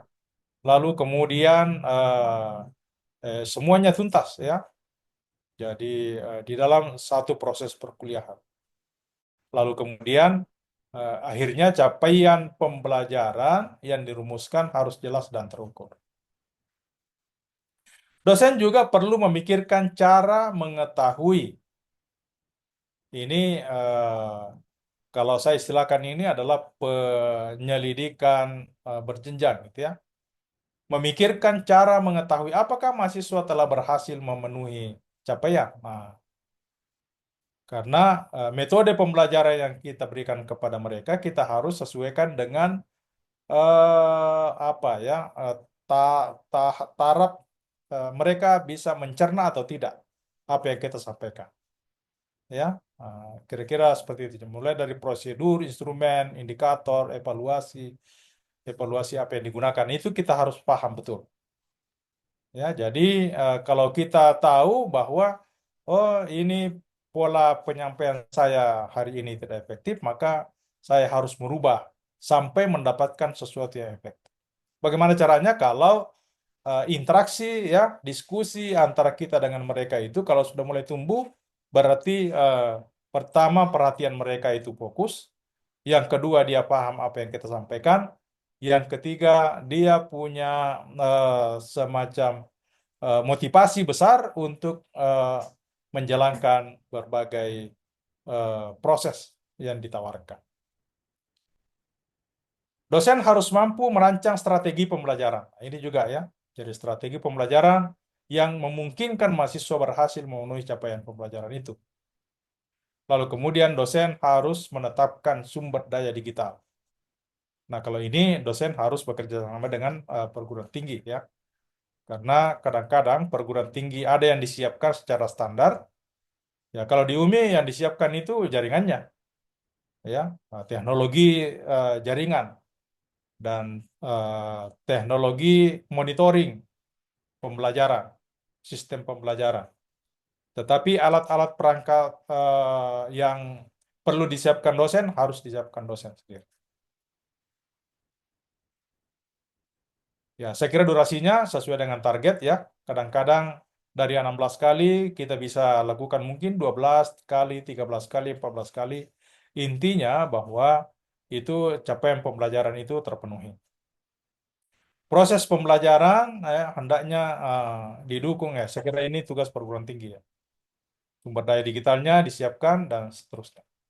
Kalau belum disiapkan, maka mungkin setelah pelatihan ini, Bapak Ibu sekalian bisa memberi ilustrasi, bisa melakukan audiensi kepada perguruan tinggi, apa-apa perlu disiapkan di dalam rangka eh, memaksimalkan fungsi perguruan tinggi dalam mencerdaskan mahasiswa. Paling tidak perangkat apa yang perlu disiapkan secara melembaga. Kalau tidak mampu sendiri, bisa bekerja sama dengan perguruan tinggi di sekitarnya yang menerapkan hal itu. Karena sekarang teknologi ini sudah bisa direkayasa sedemikian rupa. Nah, Bapak Ibu sekalian, evaluasi diri di sini, ya. Jadi Bapak mau berada di level mana, cukup Bapak membaca ini. Kalau Bapak menggunakan format presentasi PowerPoint saja, seperti yang kita lakukan sekarang, ya, lalu kemudian ditambah dengan link ke sejumlah web secara internet, lalu kemudian YouTube, ya, maka kita masih pada tingkatan materi ya. Ini materinya. Nanti itu cara menyampaikannya juga ada tingkatannya, ada levelnya. Itu kita berada pada level 1. Kalau level 1 kita sudah jalankan, lalu kemudian kita tambah dengan perangkat materi lengkap dalam bentuk digital yang dapat dibaca mahasiswa, ya, apakah itu buku elektronik, jurnal dan seterusnya gitu ya. Itu kita sudah berada pada tingkatan materi atau tingkatan materi yang disajikan itu pada level 2. Kalau kita sudah tambah dengan video rekaman dosen ya, jadi kita rekam diri kita mengajar, lalu kemudian kita eh, eh, berikan kepada dia untuk di-download, lalu kemudian dia bisa jalankan dengan belajar sendiri, dia memahami sendiri, lalu kemudian kalau dia tidak paham, dia bisa tanyakan, ya, berarti materi kita sudah berada pada level 3. Level 4 kalau sudah ada animasi gitu ya, ya dipersiapkan, ya, ada paket-paket latihan, ada paket tugas, ada kuis dan seterusnya ya. Ya bisa dipahami oleh mahasiswa. Itu sudah level 4.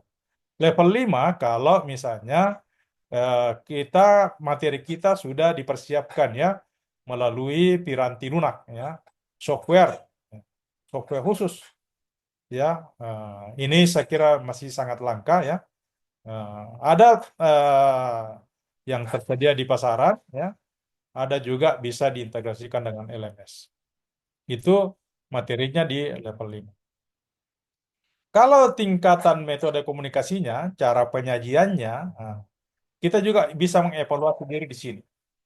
Ya, kalau kita menggunakan eh, email, mailing list, website, ya, minimal dosen dan mahasiswa ataupun antar mahasiswa dapat melakukan komunikasi dapat melakukan kolaborasi maupun kooperasi melalui email. Itu maka tingkatan komunikasi kita berada pada level 1.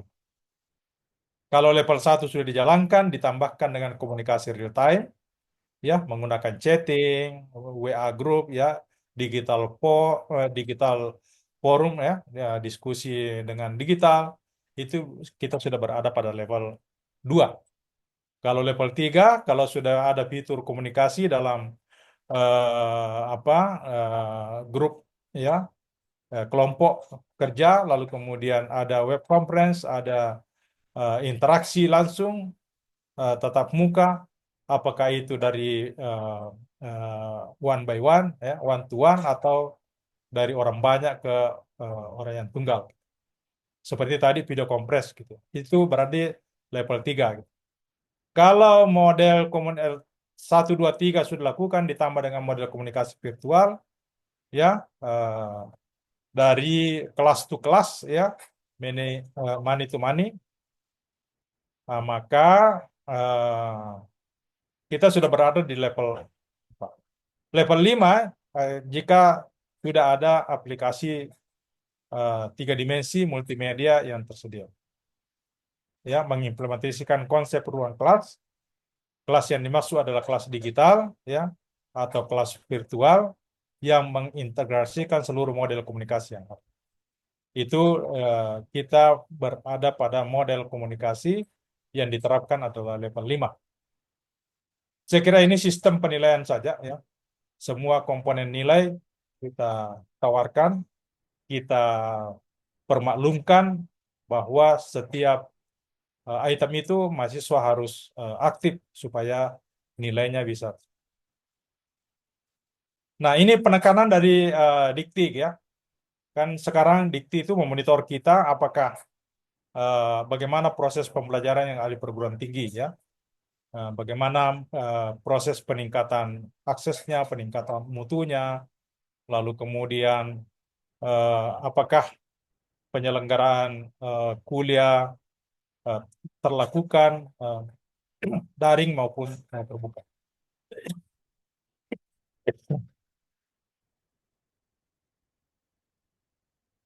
Ini adalah penjaminan mutu sistem. Ya, pertama itu adalah isinya bermutu, kita perlu jamin. Yang kedua, kita jamin prosesnya. Yang ketiga, kita perlu jamin evaluasi proses. Lalu kemudian barulah disebut sebagai penjaminan mutu program. Jadi mutu sistem itu dilakukan setelah 4 ini kita jalankan. Saya kira ini adalah bentuk anu saja, ya, bentuk video sederhana berdurasi pendek. Saya istilahkan ini dalam media eksternal. Kalau saja kita sebagai dosen mungkin berperan sebagai ahli, berperan sebagai pengamat, lalu kemudian kita ada diskusi, wawancara dengan televisi, wawancara dengan radio, lalu kemudian mungkin juga di tempat yang lain, ya. Saya pernah praktekkan dalam bentuk dalam perjalanan, ya, dalam perjalanan kereta wisata. Kebetulan waktu kereta di sini, maka Maros ke Baru itu karena belum terkoneksi dari ujung ke ujung dari Makassar ke Parepare, maka banyak digunakan gerbongnya itu sebagai gerbong wisata saja, ya. Jadi orang yang mau coba kereta api, lalu kemudian saya mencoba buka kelas di sana. Jadi kelas apa namanya, kelas blended. Jadi siapa yang mau ikut di kereta, kita kontrak satu gerbong, ya. Lalu kemudian di gerbong itu kita lakukan diskusi, lalu diskusi itu dipandu oleh RRI, ya, RRI saja, bukan TVRI. Lalu kemudian itu dipergerakkan kepada seluruh masyarakat, lalu kemudian diikuti oleh seluruh peserta didik kita di satu kelas tertentu, lalu kemudian eh, semua diperdengarkan kepada masyarakat. Diskusi itu berjalan. Jadi di satu sisi berjalan proses pembelajaran, di sisi lain adalah proses informasi kepada eh, masyarakat. Itu semua bisa diputar oleh mahasiswa bagi mahasiswa yang tidak ikut maupun yang ikut dalam program itu secara langsung.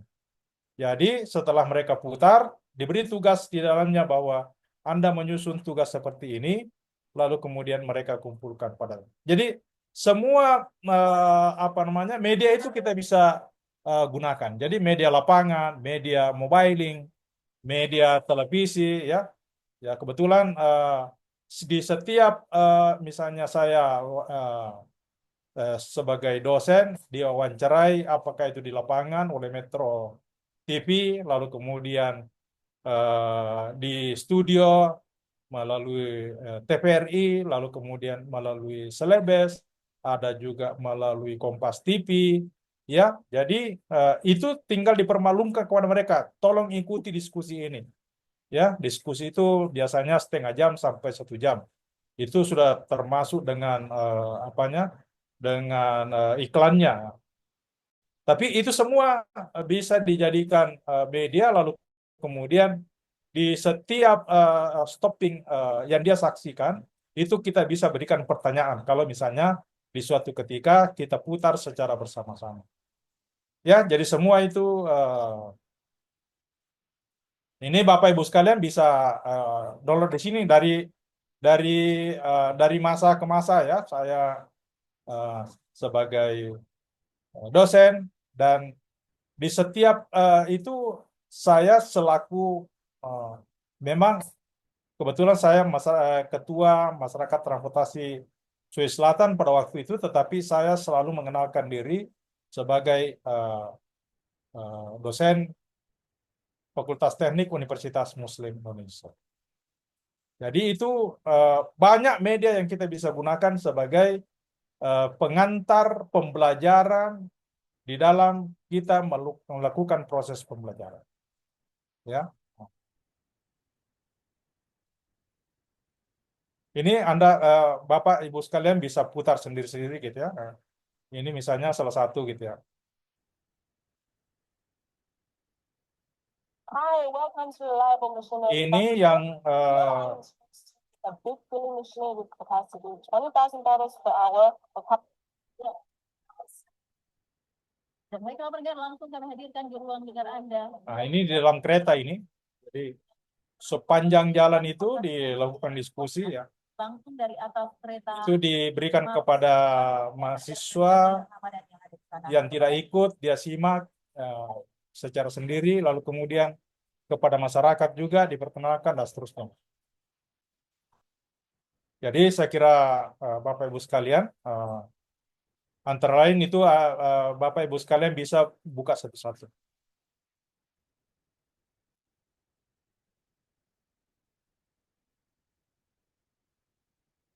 Nah, penting di sini bahwa ke depan kita menuju AI, ya, lalu kemudian metaverse. Nanti bagaimana kita sebagai pendidik, ya, salah satu yang menjadikan kita perlu paham bahwa ke depan suka tidak suka kita akan menuju ke teknologi yang semakin canggih. Yang terpenting bagi kita bahwa media itu akan menarik, ya, jika memperhatikan hal-hal seperti ini, ya. Bagaimana mudah dilihat, menarik, sederhana, lalu kemudian bermanfaat isinya, lalu kemudian akurat, ya, dapat dipertanggungjawabkan, masuk akal, lalu kemudian tersusun dengan baik. Ya, terima kasih atas perhatian Bapak Ibu sekalian. Kebetulan saja bahwa penerapan media pembelajaran di UMI itu pernah dapat apresiasi dari Dikti dengan formulasi LMS-nya gitu ya. Nah, ini sekarang sedang kita bangun di UMI gitu. Di UMI sekarang ada master plan digital. Jadi kita memang mencanangkan smart campus. Kita bekerja sama dengan RUJI ya untuk membangun teknologi jaringannya, lalu kemudian bersama-sama juga berdiskusi di dalam menyusun master plan digital ya. Jadi kalau ini diterapkan, intinya selalu saja kita berusaha untuk memberikan kemudahan eh, proses pembelajaran, memberikan kemudahan bagaimana mereka mencerna dengan baik dari teknologi-teknologi yang ditawarkan. Saya kira ini penting. Salah satu kepentingannya adalah bagaimana kita mengembangkan pola kompetitif ya kepada mereka ya. Jadi mulai dari kompetitif kelembagaan sampai kompetitif personal. Saya kira itu ya intinya bahwa media pembelajaran kitalah yang dulu yang harus paham sebelum kita mensosialisasikan, sebelum kita menawarkan ya kepada mahasiswa. Mudah-mudahan ada manfaatnya dan saya sebetulnya tadi lupa menyampaikan bahwa saya mengajar polanya adalah pola dinamis gitu ya.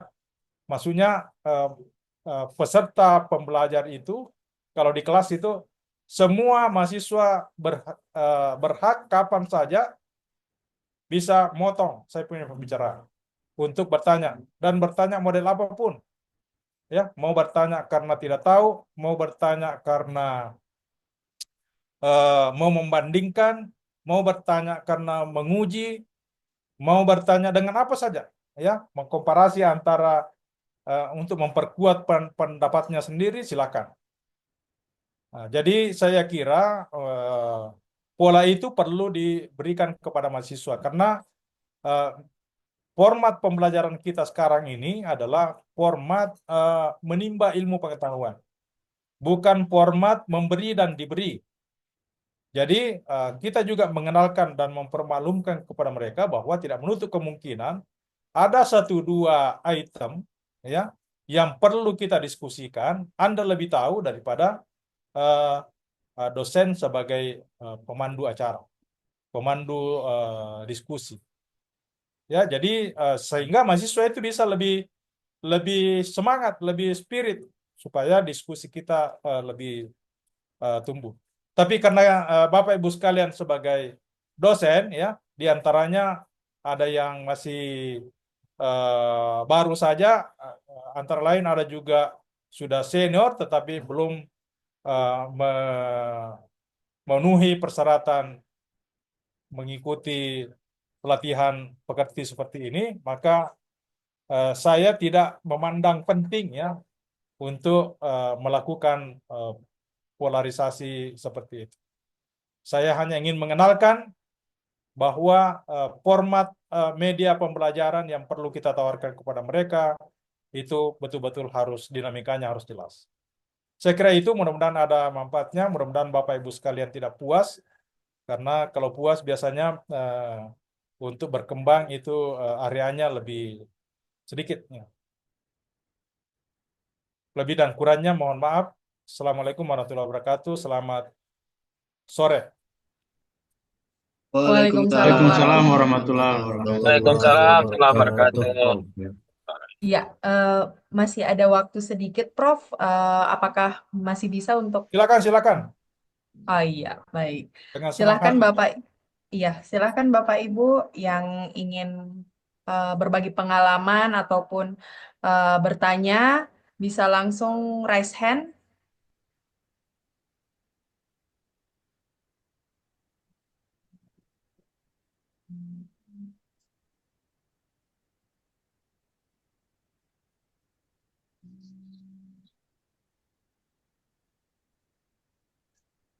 Ada silakan Bapak Ibu sekalian mau komparasi boleh ya.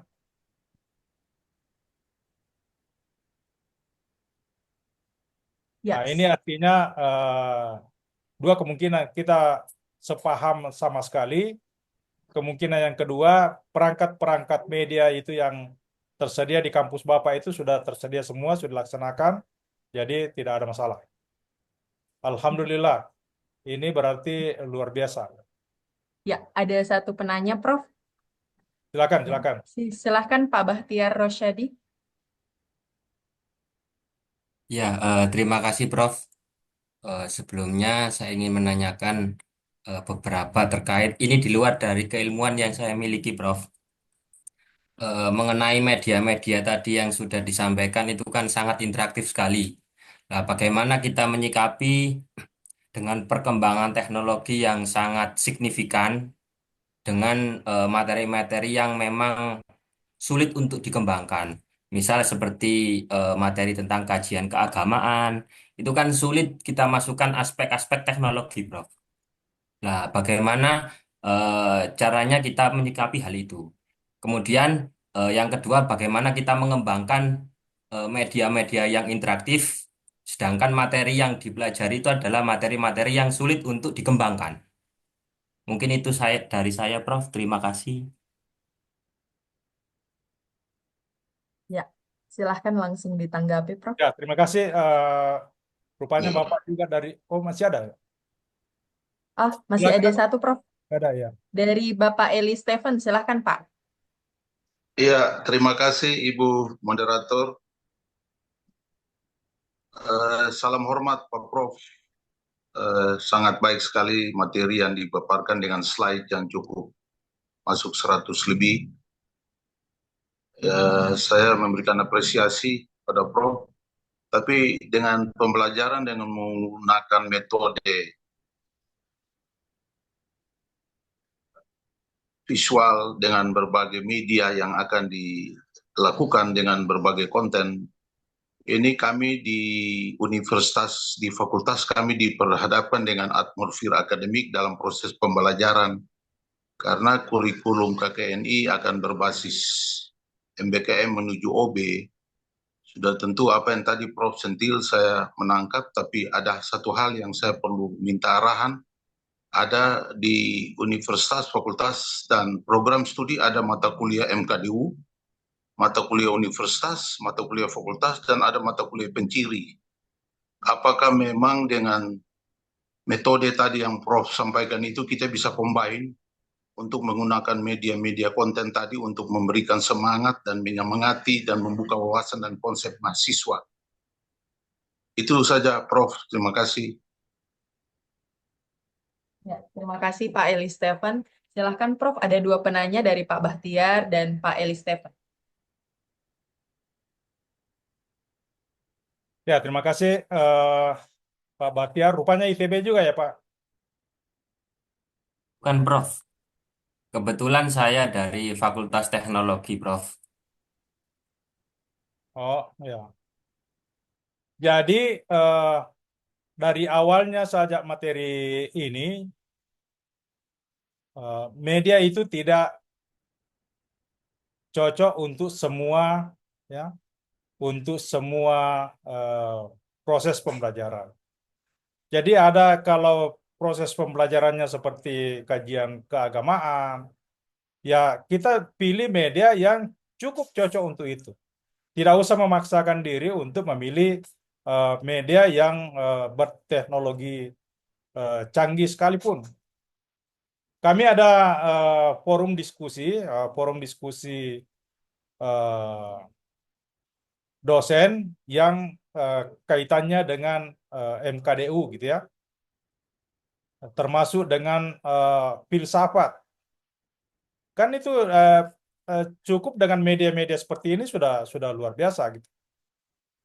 Jadi kalau mata pelajaran itu adalah mata pelajaran yang menuntut pentingnya atau perlunya media teknologi, maka kita perlu mengajukan, mengusulkan, dan menerapkan teknologi itu untuk mempermudah mahasiswa itu mencerna apa yang disampaikan.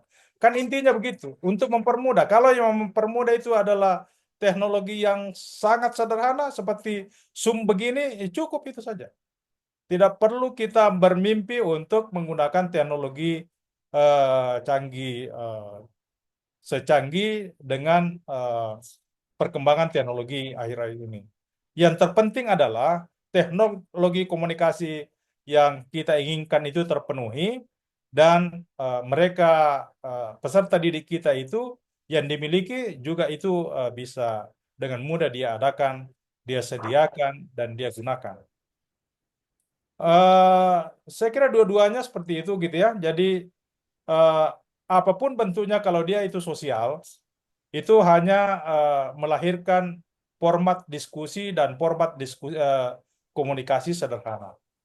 Ya, jadi tidak ada kecuali kalau misalnya ada hal-hal yang perlu ditampilkan dalam bentuk video, dalam bentuk film, dalam bentuk cerita.